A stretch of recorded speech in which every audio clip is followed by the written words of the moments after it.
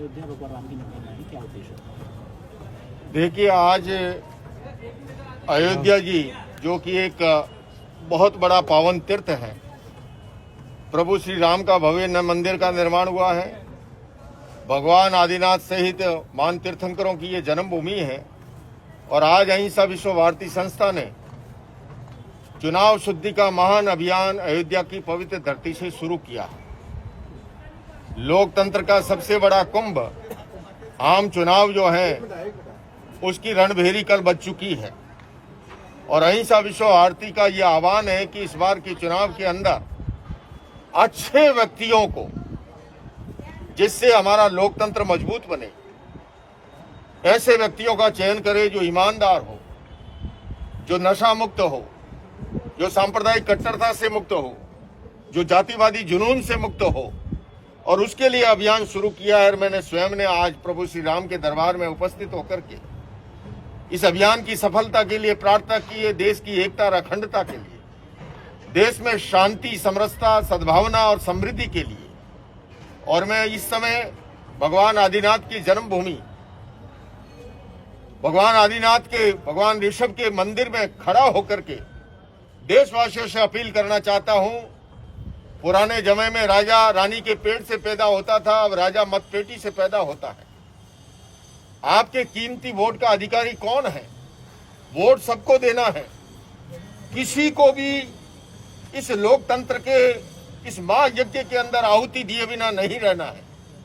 किंतु ध्यान रहे कि इस बार हम ऐसे लोगों को जिताएं, क्योंकि केवल व्यवस्था को बदलने से नहीं, जब तक व्यवस्था का संचालन करने वाले हाथ पवित्र नहीं होंगे। वो पवित्र हाथ कौन से हैं? जो ईमानदार है, जो नशा मुक्त है, जो जातिवादी जुनून, सांप्रदायिक कट्टरता से मुक्त हैं, जो नफरत नहीं फैलाते हैं, समाज में शांति और समरसता से देश को आगे बढ़ाते हैं। क्योंकि ये कालखंड देश के लिए बहुत महत्वपूर्ण है। हमने आजादी का अमृत महोत्सव मनाया 75 वर्ष, किंतु मैं समझता हूं आने वाले 25 वर्ष का कालखंड देश के लिए बहुत महत्वपूर्ण है। इस भारत देश को एक आर्थिक महाशक्ति बनाने के साथ साथ विश्व का सिरमौर बनाना है। देश है तो हम हैं, देश के बिना हमारा कोई वजूद नहीं है। तो मैं देशवासियों से अपील करता हूं कि आइए इस चुनाव शुद्धि अभियान से जुड़िए और पूरे देश के हर शहर के अंदर, गांव में, हर गली में इस अभियान को लेकर के जाइए और लोक चेतना को जगाइए, जन जागरण कीजिए।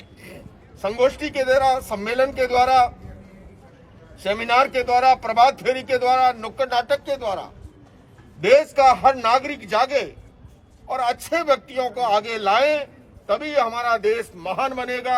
आइए हम इस देश को दिव्य बनाएं, भव्य बनाएं, वैभवशाली बनाएं, गौरवशाली बनाएं। यही भगवान आदिनाथ की मंदिर से, यही प्रभु श्री राम के दरबार के मंदिर से, यही पवित्र अयोध्या नगरी से मेरी आपसे अपील है। कैसा कैंडिडेट होना चाहिए जो भारत का भविष्य हो? जी, कैसा कैंडिडेट जो भारत का भविष्य हो? बहुत सुंदर प्रश्न किया है कि भारत के भविष्य के लिए कैसा कैंडिडेट होना चाहिए। मैं ये कहना चाहूंगा कि भारत का भविष्य जो है, सुधरे व्यक्ति, समाज व्यक्ति से राष्ट्र स्वयं सुधरेगा। एक एक व्यक्ति के सुधार से, जब तक लोकतंत्र के मंदिर में ऐसे लोग नहीं पहुंचेंगे जो ईमानदार हो, जो देशभक्ति से भरे हुए हो, जिनके लिए अपना दल और आप खुद का अस्तित्व बाद में, पहले देश हो, ऐसे लोगों को हमें आगे लाना है। और उसके लिए हमने अपील की है कि आप ईमानदार व्यक्तियों को चुनिए, जाति मुक्त, संप्रदाय मुक्त, नशा मुक्त व्यक्तियों को चुनिए, अच्छे लोगों को आगे ले आइए। तभी जो है हमारा देश महान बनेगा, दिव्य बनेगा, भव्य बनेगा। और इसीलिए मेरी देशवासियों से अपील है।